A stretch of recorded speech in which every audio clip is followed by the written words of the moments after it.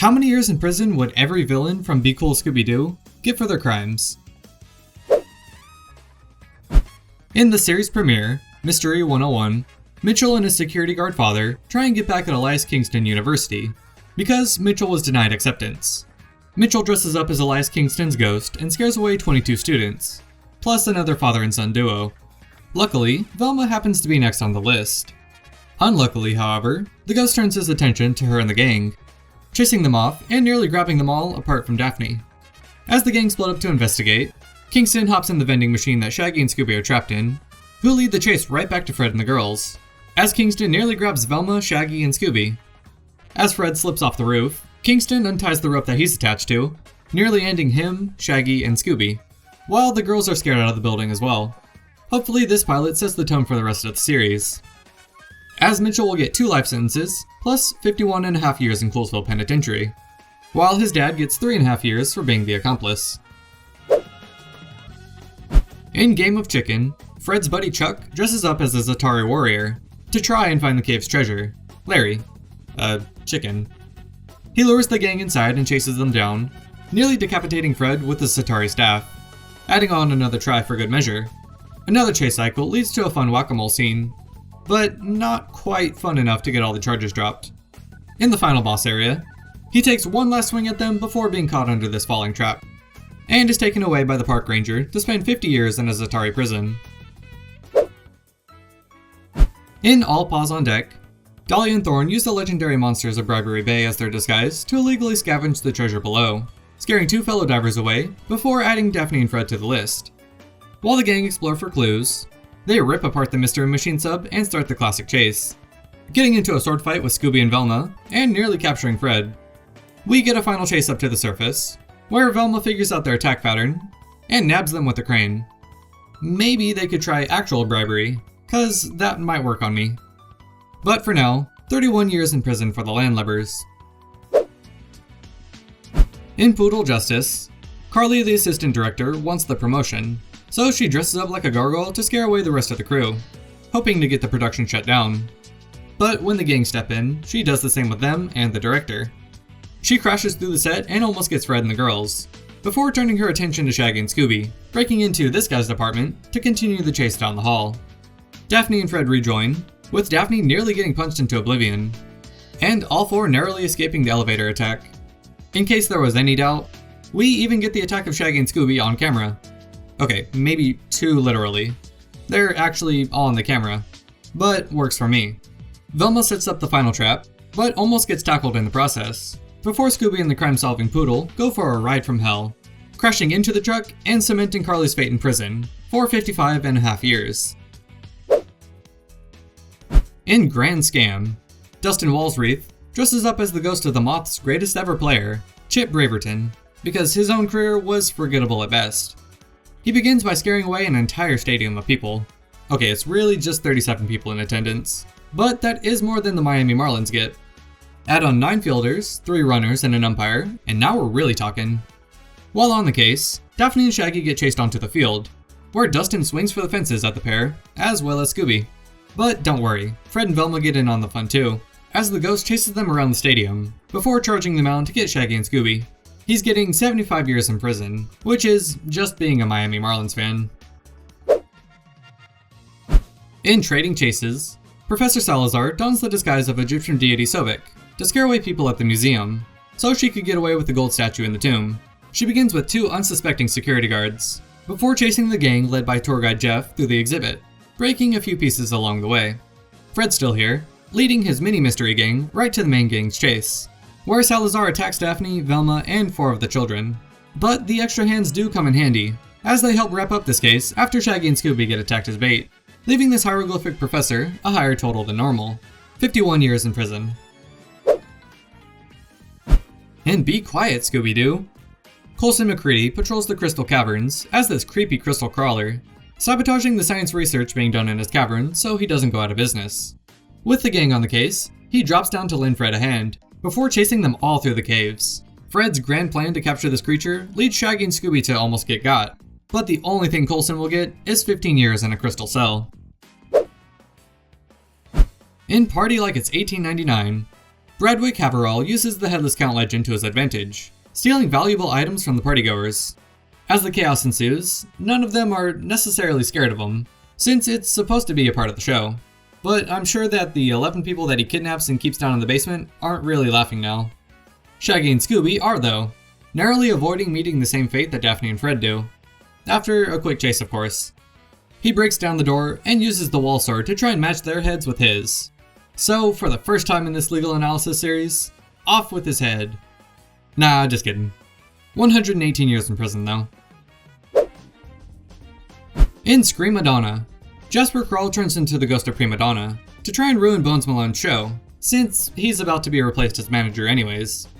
He scares off the opening band, as well as the backup band, Mystery Machine. She flies around and grabs Shaggy, before crashing Velma solo, landing in RuPaul's prison for the next 13 years. In Kitchen Frightmare, Mr. Howard uses a Yeti costume to try and shut down Chaz Larkin's new restaurant, something that he's managed to do a few times in the past. He's already scared off 3 of the waiters, but this time, Chaz has a mystery-solving gang as backup. Shaggy and Scooby almost immediately get squashed while doing the dishes, bringing the Yeti out to join the rest of the gang. Fred nearly gets slapped up using the fire escape, and all 5 are nearly thrown off the drainage pipe of the building. Back inside, Shaggy and Scooby aren't quite off the clock yet, so they're chased around the restaurant again, putting the Yeti in a nice little car. It breaks down pretty quickly, and the Yeti breaks down the rest of the kitchen, while also shoving Chaz down, grabbing at Daphne and Velma, and trying to ground pound Shaggy and Scooby again. I have already used my cheesy puns for this series. I'm sorry, that one was bad. Can I have a fondue over? Okay, whatever. 61 years in prison.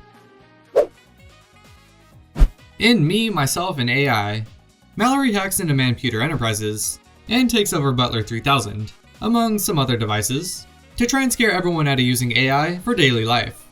She starts by going haywire on the main engineer, giving a demonstration to the board, before doing the same with all the other engineers in the lab, plus the gang of course.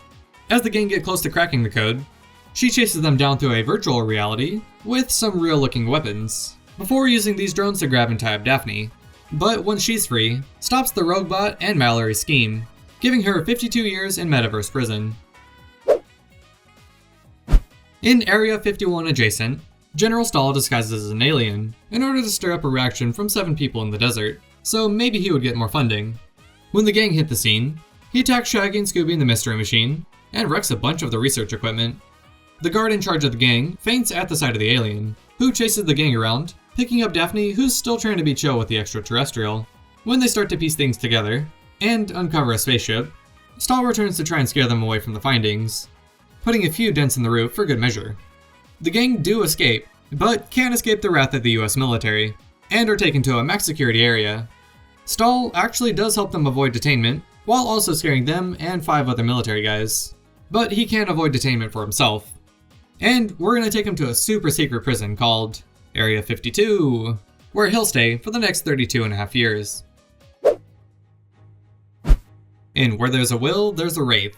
Twins Ruby and Trudy Lutz dress up as these highlighter colored phantoms to scare away the rest of their family from Lutz Manor, so that they can inherit the fortune. Unfortunately, they forgot about the final boss, Scooby-Doo. The gang do get chased around the mansion a couple of times, and with some ripped paintings and swipes at Fred and the girls, these twins can at least fight over the top bunk in the local prison for the next 46 years. In Scary Christmas, David pilots his pterodactyl to try and ruin the holidays, mostly because he misplaced a pterodactyl egg that he found, so he teams up with Alistair Leventhal to steal every gift in town. He starts with 2 orphans setting out their milk and cookies, before adding 13 menacing charges, 4 reckless endangerments, a couple property damages, and a partridge in a pear tree. Oh, and you can't forget to bring in the New Year right with a Grand Theft Auto, some assault and kidnapping, plus animal abuse of little Scooby. And David will spend the next 62 Christmases in Rockwellville prison, while Alistair gets just 3 years for helping plan this all out.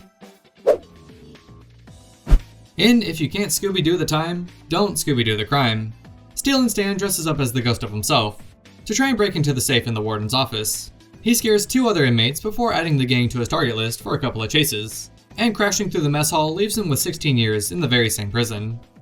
Objection! Alright, hold the phone.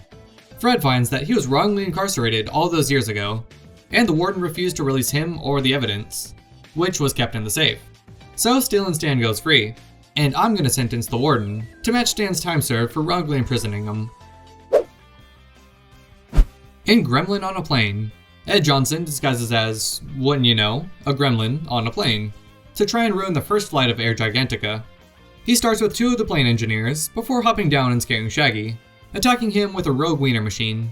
Fred walks out onto the wing to try and fix the plane, only to have the gremlin attack him, as well as Shaggy and Scooby when they go out to save him.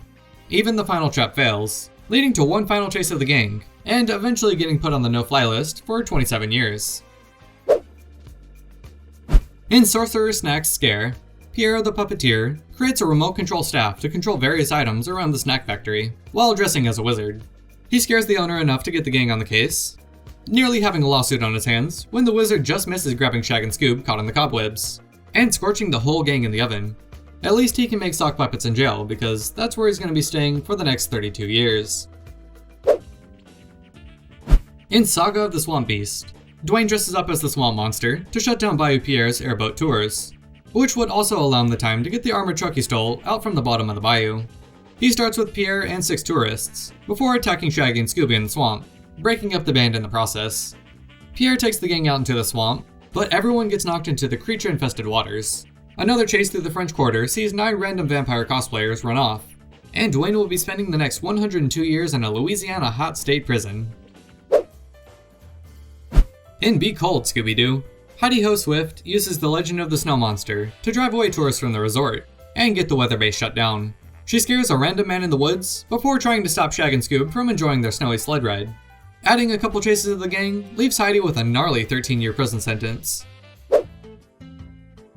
In Giant Problems, Colin McQuaid uses this giant animatronic to scare off residents and try and get Daphne to sell her castle.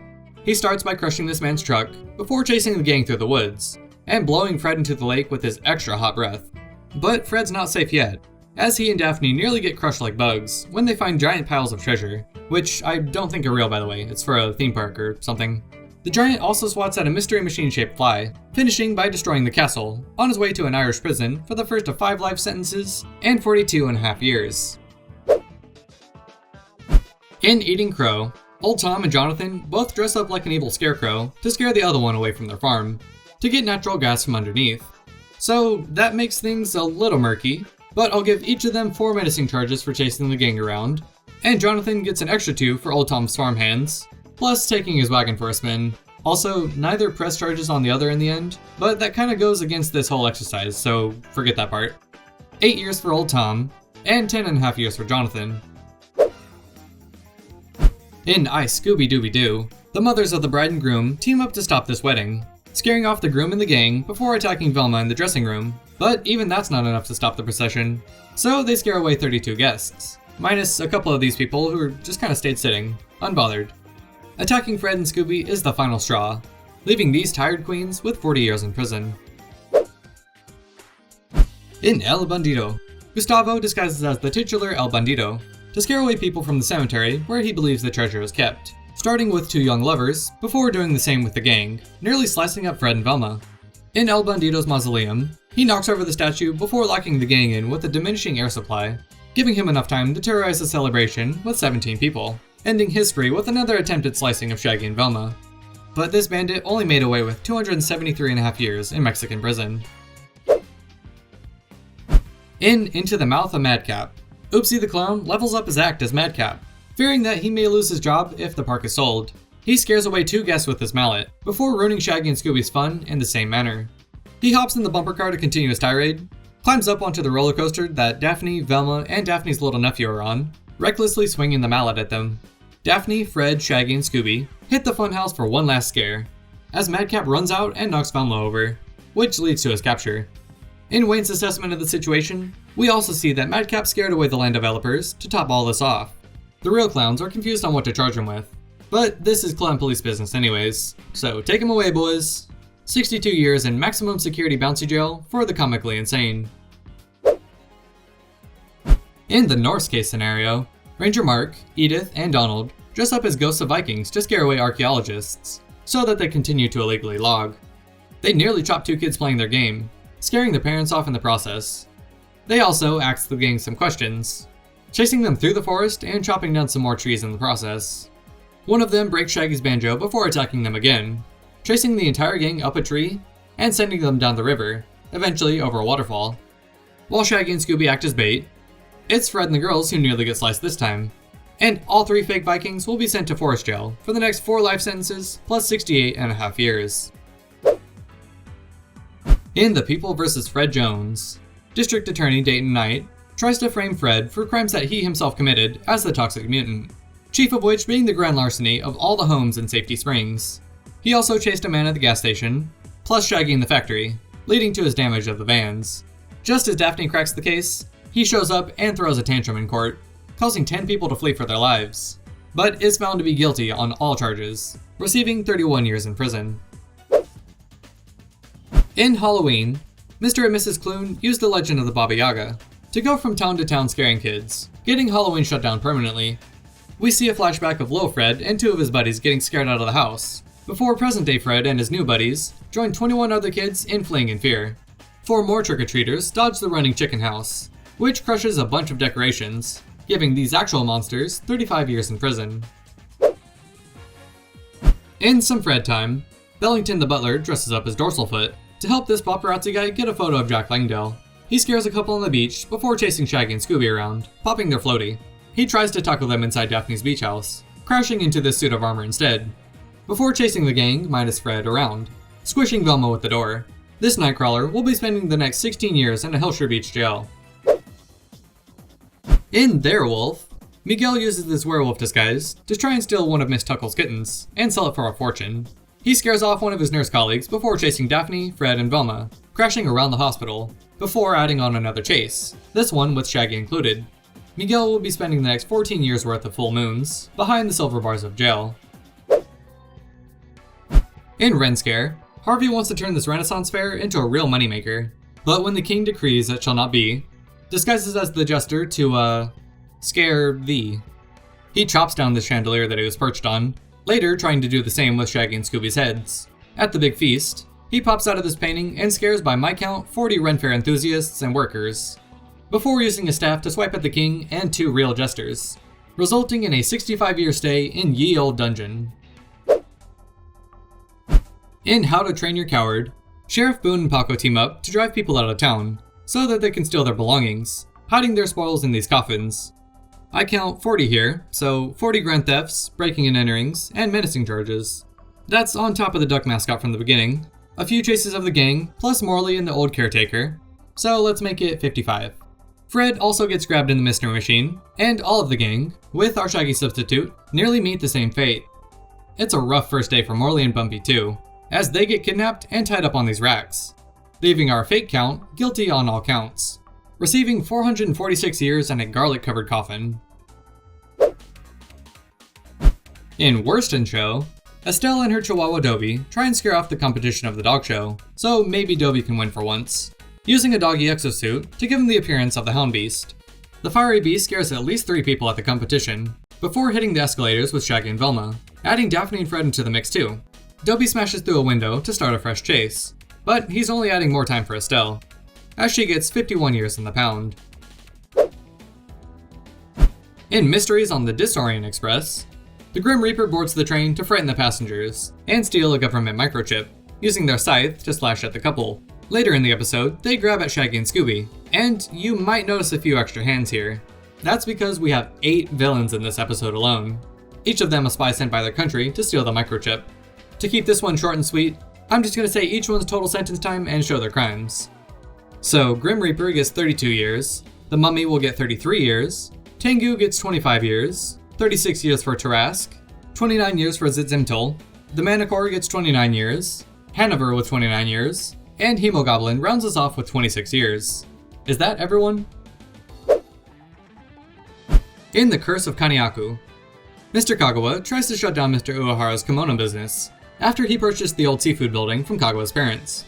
He scares off the sumo wrestler and janitor, along with 17 other people before the mystery gang rolls into town.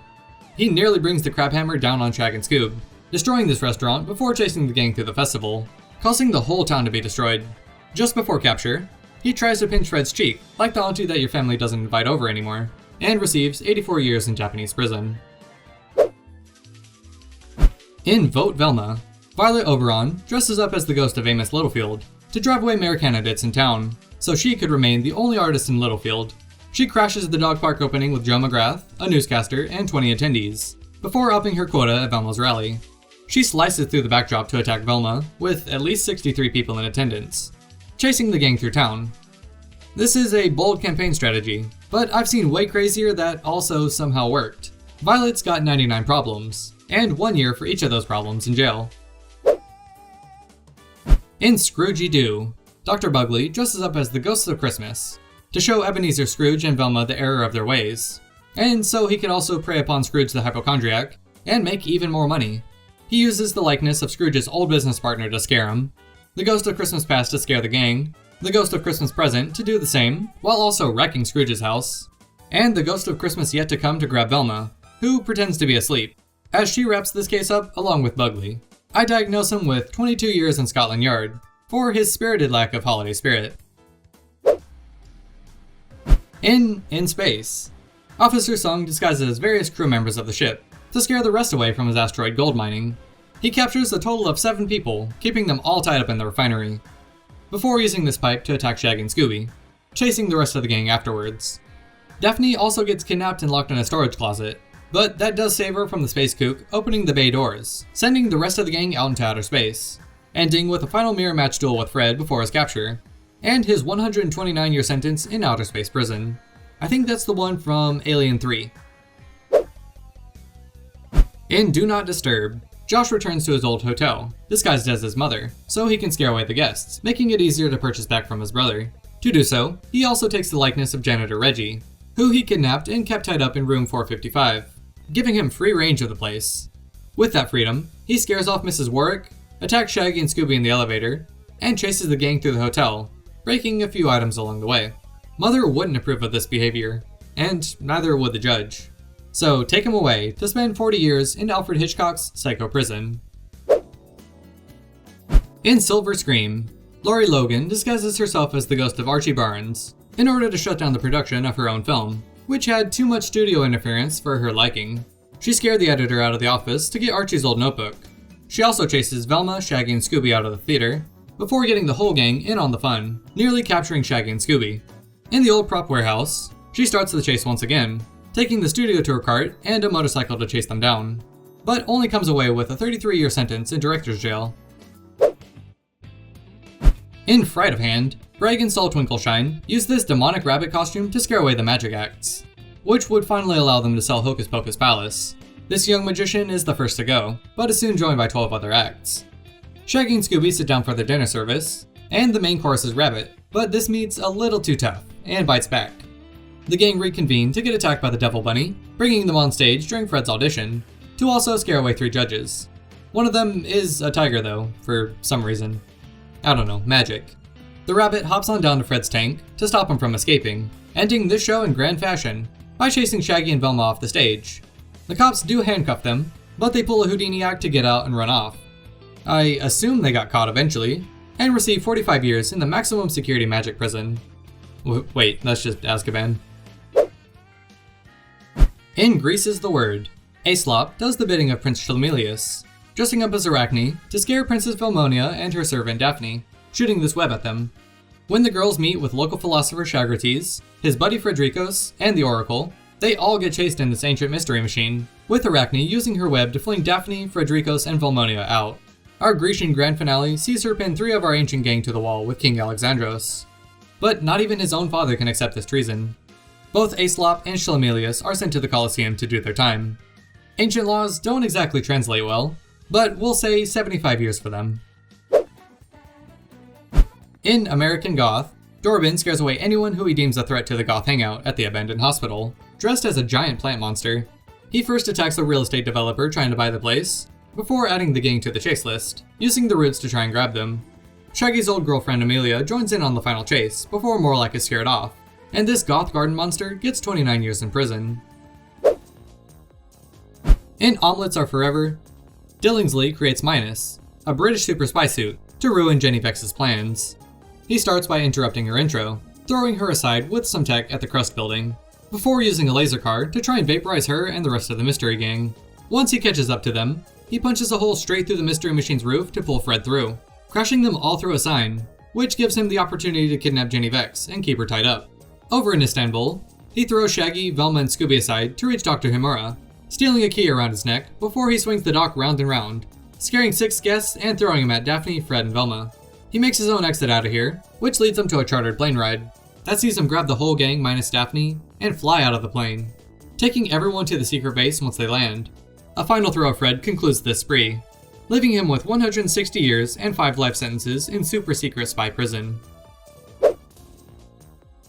In Ghost of the Mystery Machine, Dr. Blum uses Wi-Fi transmitters to control various things around the labs, including a samurai suit attacking Fred, a robotic arm to pull Daphne's hair, and using this stone statue to break out of the glass and chase the gang.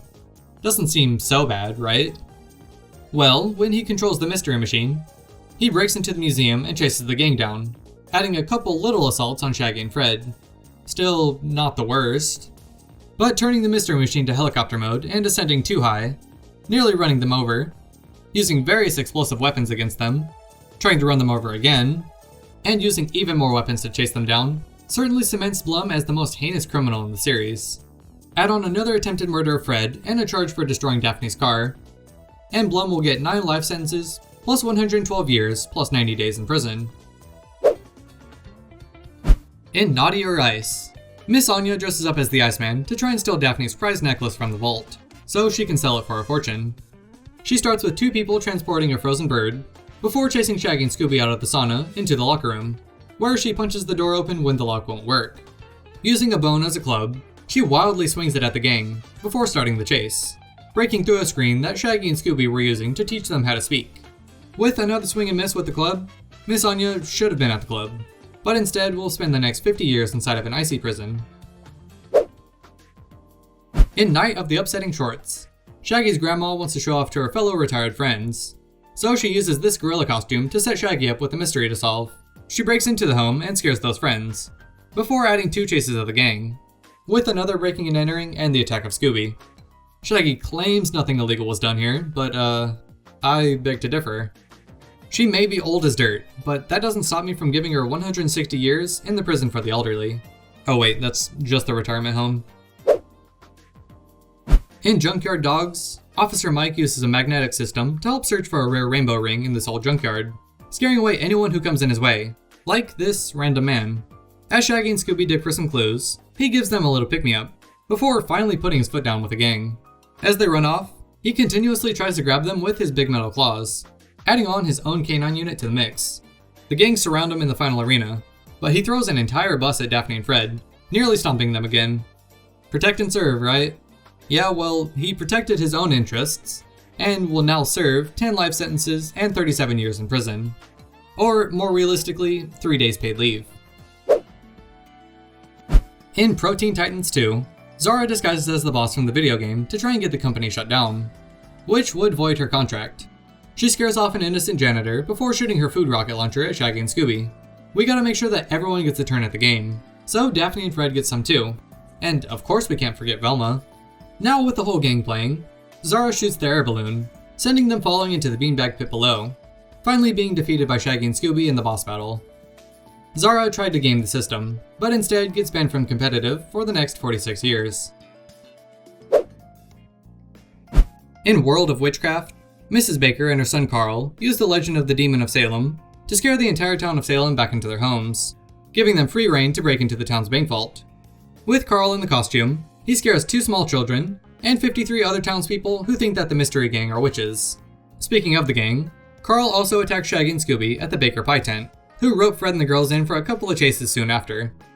With the town preoccupied by Daphne's witch trial, the demon chases Shaggy and Scooby around one last time, but lands himself right at the courthouse, where we'll still treat him and his mom way better than Salem treated the innocent women of the witch trials. So, 177.5 years in prison is all. In Professor Huh, Part 1, Professor Huh escapes a maximum security prison to reconnect with his son, Fred Jones. To do so, he breaks into the bank's headquarters to leave a note, scares Shaggy and Scooby away from his fraudulent pretzel stand, and hops in the mystery machine headed back into town.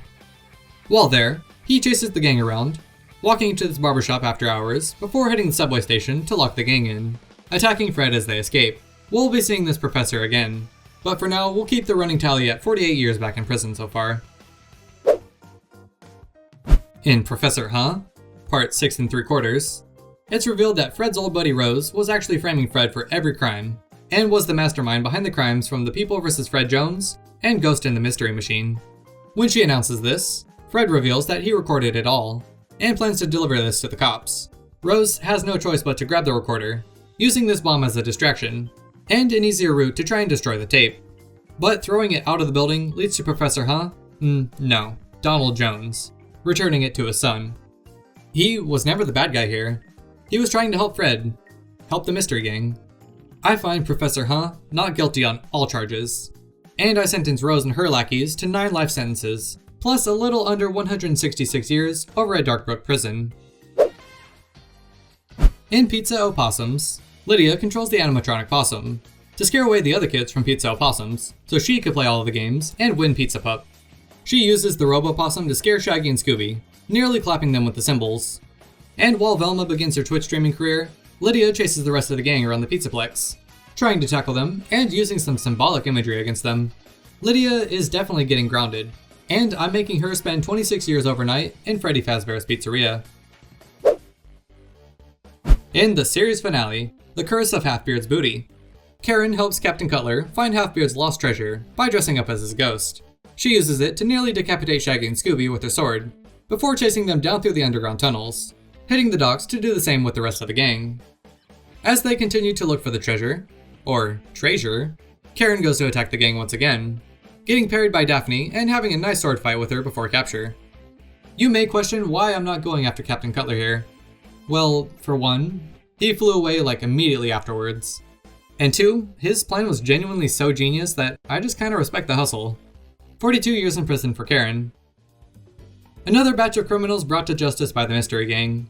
And we're heading straight in for another set next time with Scooby-Doo and Guess Who. If you want to watch that one ahead of its release, you can head on over to my Patreon and join in the fun over there. I really appreciate everyone who does help me over there. They'll be shown on screen right now. I'll see you back in court for our next trials. But until then, bye!